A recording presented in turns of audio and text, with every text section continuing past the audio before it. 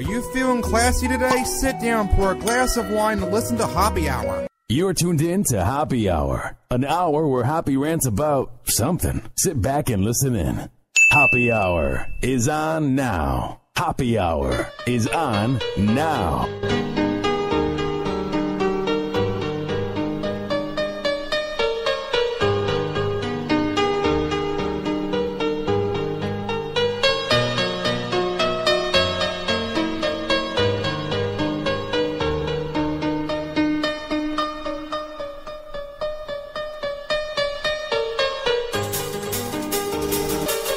What's up? This is Hoppy Hour. I am your host, Ryan Hoppe, and I am proud to announce that we have a big-time interview.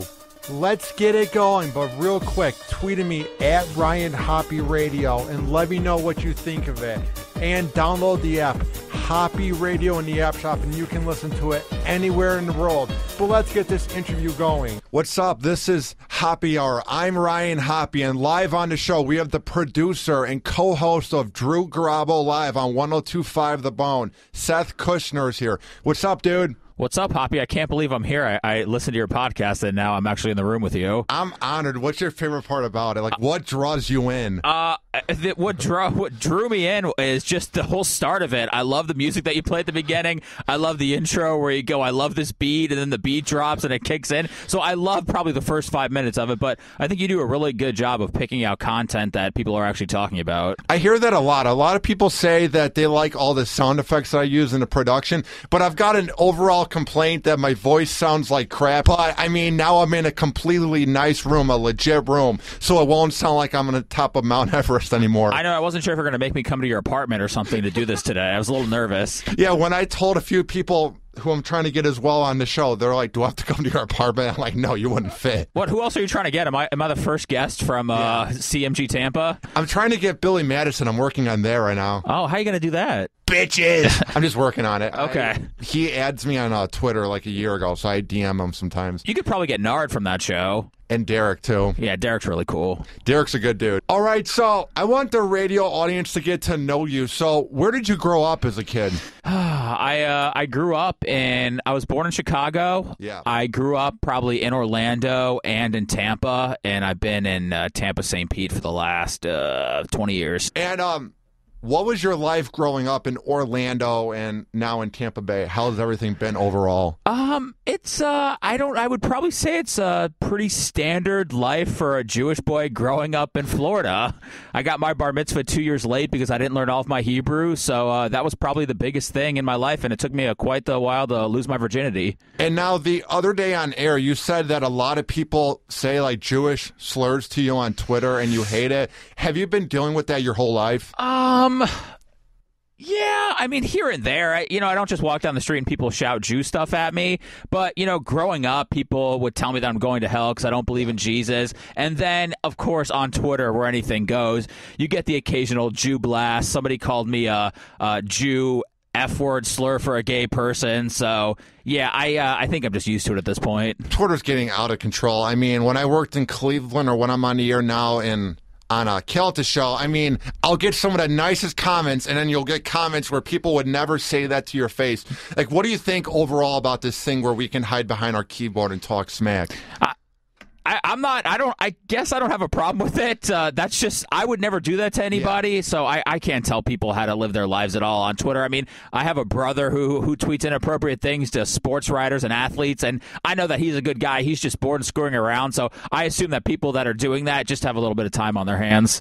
I'm the guy where if something gets me really mad, I'll tag the person. Like, let's say last night, John Wall was complaining, even though he makes $80 million, that he's making as much as Reggie Jackson. So last night I called him out. But I'll never, tag King James and go ha, you didn't win this year. It's like, shut up. I know. He gets enough of that stuff. And now also I want the radio role. When did you realize that you wanted to go into radio? Like, what was that overall moment or show that you listened to when you're like, this is pretty intriguing? It wasn't a show at all. I had always been into sports radio, yeah. And then when I was 19, I got an internship with 97X here, and I was really into the music that they were playing, so I guess maybe I thought I was going to be a DJ one day. I don't know what I wanted. I was always drawn in by sports radio, and then I ended up here, and then eventually I realized that I wanted to produce a show, and thank God the Bone opened up, so I'm able to do that now. And now you've said on air that you joined football to try and get laid back in high school. Was there anything with radio where you thought maybe you would get some nice happy endings? No, and I like that you listen to the show and you're pulling stuff from there. That's cool. No, I don't know if I thought I would get girls in radio. I mean, I met my wife in radio, but I am 33 years old and I've had sex with 4 women. I've had sex with just as many girls as you, and I'm 21. Well, I mean, you're doing a lot better than I am. So I've been in radio 14 years, and I hooked up with all the 4 girls during that period. So I don't know, man. Casual sex was just I was never into it. I'm not even into it. It's just I lost it when I was in Cleveland. Like, before I moved to Cleveland, there was a fan of the show in Chicago. She was a 49-year-old MILF, and that's why I lost my feed card, too. Really? Yeah. And she must have really put the moves on you then, right? Yeah, she took over. Okay, that's how you like it. That's how I am, too. I'm a sissy, so I need a girl to be really aggressive with me. And it was my first time, too, so I'm like, okay, you know what you're doing. You're about a half a century old. Just take over, please. 49 now. How does your mom feel about that? Shut up. I'm sure she heard about that at some point. Oh, yeah, she heard about it on the show in Cleveland, and I talked about other things. Like when I banged out this girl from St. Valentine's Day that I got from the show, like the speed date. They made me talk about every single thing that happened on the air. Lord. So it's one of those like subjects with my mom that she heard about it on the air, and then I'm just like, how was your day, Mom? The 49-year-old, how was the body holding up? Was it not that great? You could tell that she's a little worn out, but I mean, there were, how do I say this cleanly, like Kelton? There was a lot of like servicing that wasn't bad. Okay. All right, good. It sounds like an overall positive experience for you. It wasn't bad at all. Because you're smiling when you're talking about it, so she did something right. It was interesting. It was just like, this is who I'm losing my V card to, a 49-year-old MILF. Hey, at least you lost it early on. The best part was we put on rap from the 2000s, so when it first began, we were playing P.D. Pablo. Really? Freak a Leak. Oh, what a great song.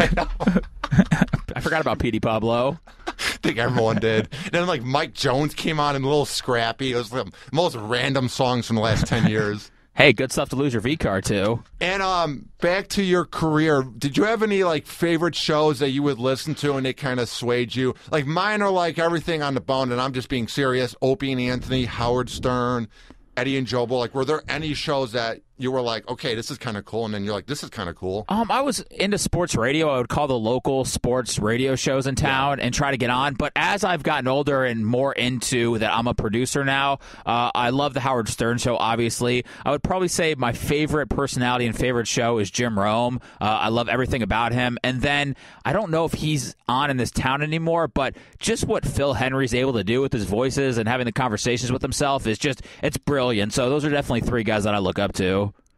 Now, to me, sports radio is phony because it's all these nerds or it's all these athletes that didn't have that good of careers that just talk smack about like the top tier elite players. Like, how do you feel about that? Because I hate guys. I mean, Jim Rome's all right because he's edgy, but I hate people like Skip Bayless and all those punks on ESPN where they do it for attention. You know what I mean? Yeah, I know what you're saying. And sometimes in sports radio, especially in this town, there's not a whole lot of sports to talk about. It's tough to do a show about the Tampa Bay Rays for 4 hours, but there's certain guys that I really like. I think that Colin Cowherd from ESPN has an excellent radio show. Bad. I'll watch his show on ESPN. I think he's very interesting. So even when there's nothing going on with sports, if a host can make it interesting, I'm into it. So I know what you're saying, but I think it's not just sports radio. I think it's overall radio in general. There's a lot of people who were nerds that are just giving their opinions that maybe people don't care about.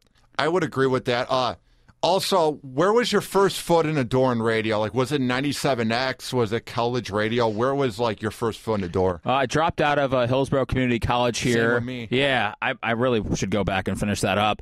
I got my foot in the door when I was 19. I sent Fisher, who was the morning show host at 97X, an email, and once I got to know Fisher, I realized he didn't email people back, so it was a miracle. He actually emailed me back. I got the internship, and when my internship was up, he asked me to stay for another one, and then after that one, they hired me for $7 an hour, and like I said, I've been here for 14 years. And now, his show was on 97X in Tampa, if people don't know, and you were there for about 10 or 11 years? Yeah, I was on 97X. It was Fisher and Boy in the morning, and then luckily when Drew came on board, they let me change my name to Seth, so I'm forever grateful to Keith Laws for letting me do that.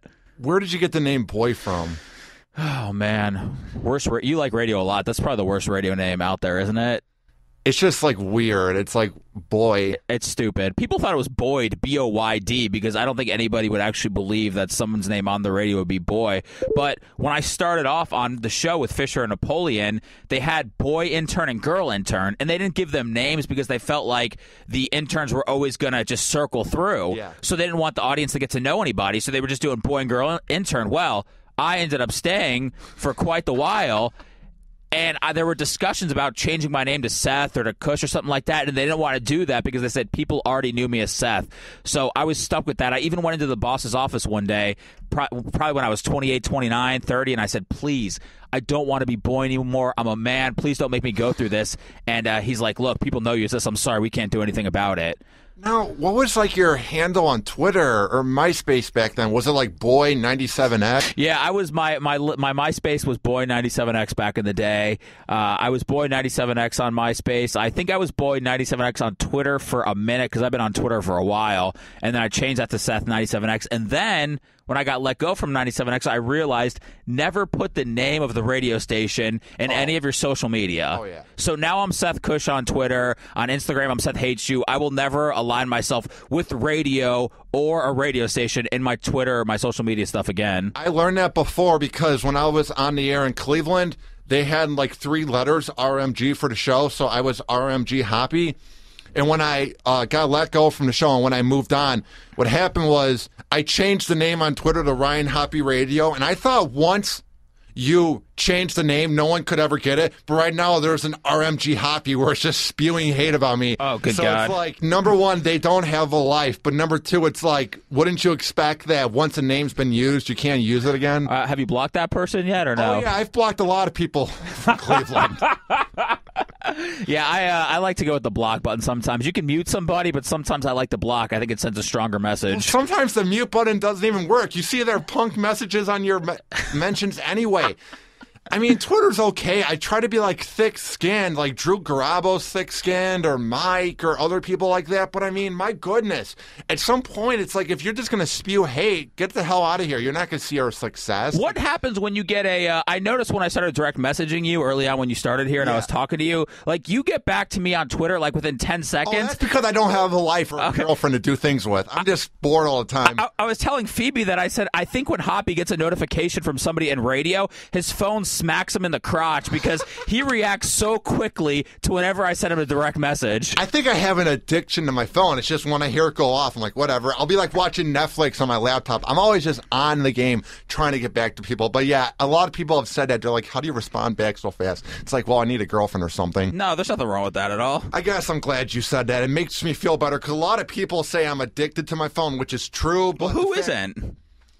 A lot of people on radio. Everybody stares at their phone, especially people on radio that are on Twitter because they're getting notifications every second. I'll say it in a nice way, but throughout my radio career, there's a show or two that would kind of exploit you to the fact that they did the same things that you did, but since you're the whipping boy and the phone screener, you often were kind of the jokes for the show. Like, they would kind of make fun of you, so I had to go through that. Oh, you use your phone too much. You need a girlfriend, this and that. Was Rover the first show that you worked on? Yeah. Okay. He was the first show I worked on. I interned with Dahl in Chicago. I did Dance Factory Radio, which is an internship. I had an overnight show, but Rover's Morning Glory was the first, like, legit syndicated show that I've worked on. That's what I like about you. I know people like to mess around with you, but that's what I like about you is you came down here just for a part-time promotions gig. You're not getting rich off this. You have to actually, you deliver pizza as well. So yeah, it's not awful. I love delivering pizzas, but nothing like when you're trying to make ends meet, Seth, and then at the last pizza of the night, you don't get paid diddly squat for a tip. But it's just like driving around and not getting tipped. You're like, come on, man. Like, maybe you shouldn't have bought $50 of wings and mozzarella sticks and 2 pizzas, and then you could afford to tip the pizza boy. Well, maybe you could have got a medium pizza, not a large. If you ever come to my house, I'm a big tipper, so I'll take care of you. Also, I want people to know,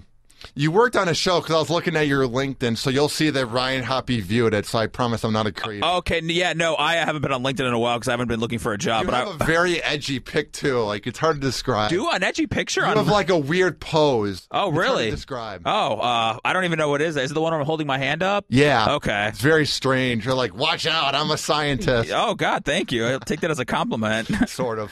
You worked on a show called Hot Dish. What was that like? Oh, man, that sucked. It was Well, that was the TV show that I did. You were on TV, badass over here. Yeah, I did Hot Mornings with Jade, and Jade had been on TV a lot. She did something with Regis back in the day, and, you know, Jade's a good-looking girl, so she went to the Fox affiliate here, and they have Dish Nation, which is obviously a national show. So what they did was they gave us a minute of local stuff that they inserted into Dish Nation, and Jade was able to get the... Were you seen on TV? I was, yeah. I hated it because people would critique my hair, and they would critique what I was wearing, and...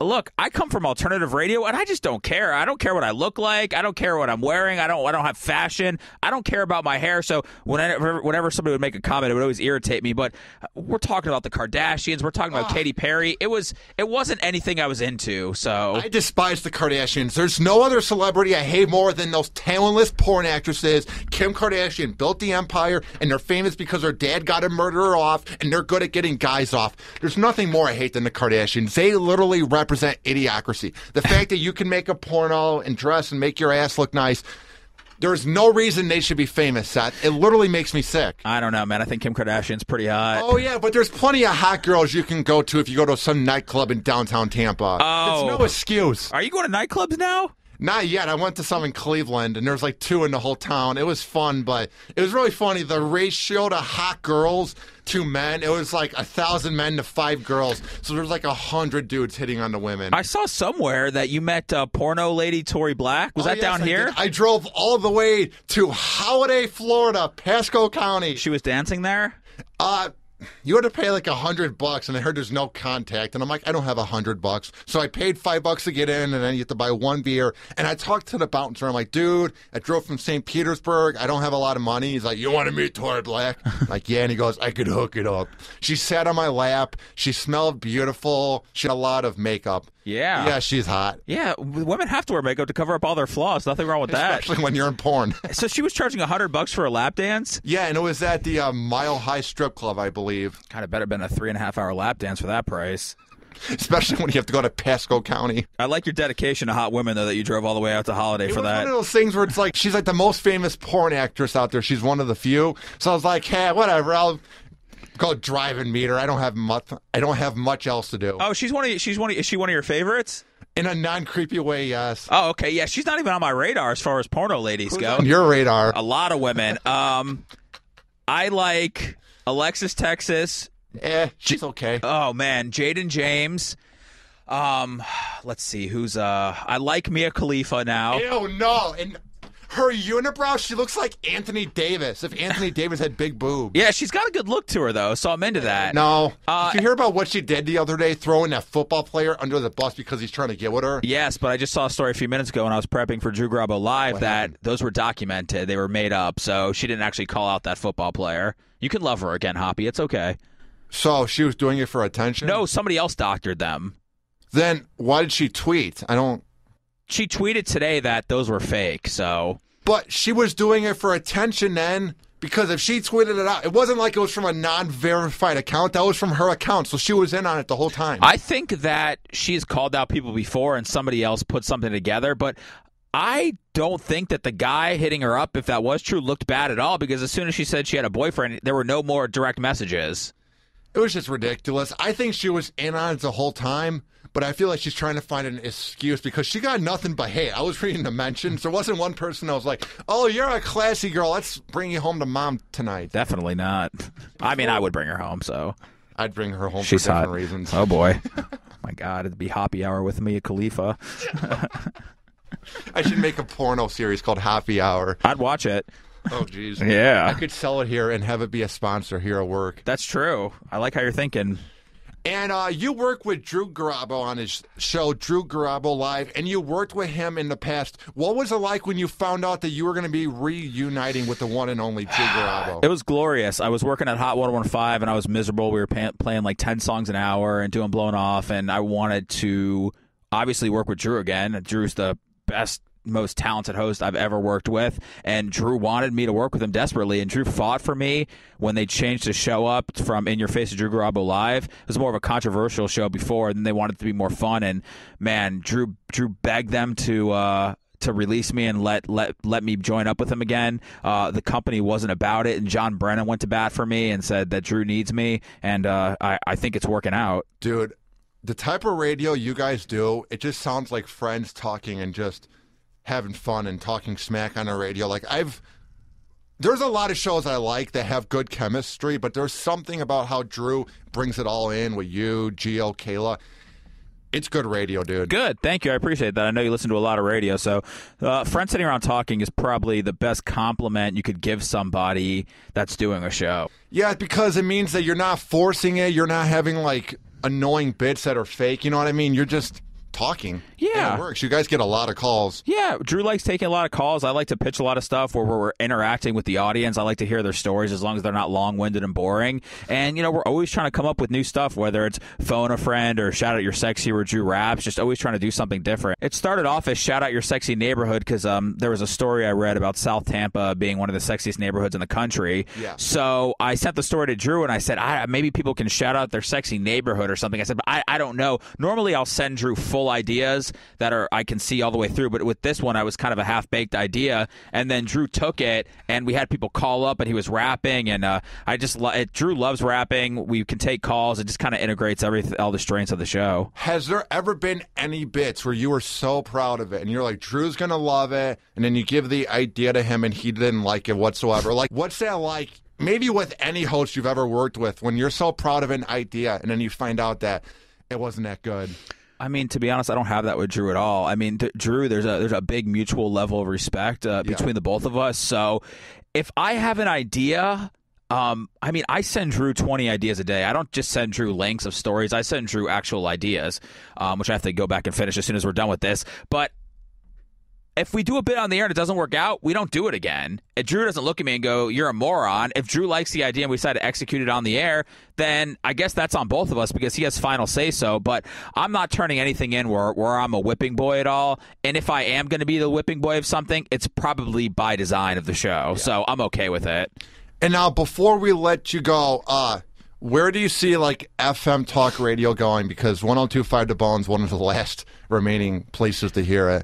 Yeah, I don't know. When I was on music radio, I wanted to come work for The Bone because I feel like FM talk will always be around, and I don't even look at it as FM talk anymore because we have the Bone app, you have TuneIn Radio, you have iHeartRadio. I mean, you can listen anywhere, and I think that this company has been out in front of all that stuff, developing their own apps for the radio station, and has a lot to do with Tim Clark, who leads up the digital department in our company, whom I love and probably will never listen to this podcast, but I still wanted to give him a shout-out anyway. But, look, I don't know. I don't know the future, but I think there's always going to be room for talk radio. There's always going to be morning shows, so I'm not looking to go back and finish up my degree just yet. There is nothing more I hate than when people say that someone is a shock jock. It's like you can literally type in 2 girls, 1 cup on Yahoo, and you'll see something that's more shocking than a guy speaking the truth. You know what I mean? I do, and that's just a tired phrase that they developed years ago when they're talking about Opie and Anthony and Howard Stern, and people just grab onto it. But, yeah, you're not the only one that hates that shock jock. It's not even like that I hate the word just because maybe a guy is kind of a shock jock. They'll have some morning zoo show that gets in trouble for a prank call. Then they're like,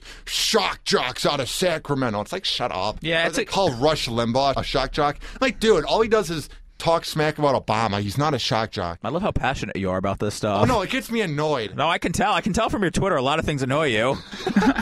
People that don't tip, Hope Solo, John Wall. Well, Hope Solo's ridiculous. She literally is not that much different than Ray Rice. I mean, she's beat up a 16-year-old kid, and then they put her on the cover of Sports Illustrated just because she's good-looking. Yeah. She just won a medal. Get the hell out of here. She's representing our country. Oh, yeah, woo. Maybe you should put Alex Morgan on there.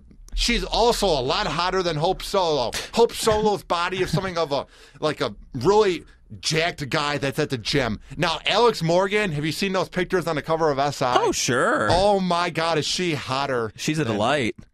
You should do something at the end of your podcast called Hoppy's Rant, because I like when you go off on these kinds of things. And just from reading your Twitter, I can tell you're angry about a lot of stuff, so you got to integrate that into your show. And a lot of people think it's fake, or I'm trying to be edgy. It's like, no, I'm that angry. You're angry and you have a lot of opinions. And the morning show boot camp, you and Tim Clark were sitting in on the thing with Phil Hendry, where I asked him about the future of like FM talk radio, and even then I was ranting. I remember that because you had mentioned that you listened to The Bone, and Tim and and I looked at each other and we're like, wow, look at this guy. He knows about the bone, and you were in Chicago at the time, so that was pretty cool. Damn right, because, I found out about some of the shows that I liked that were on it.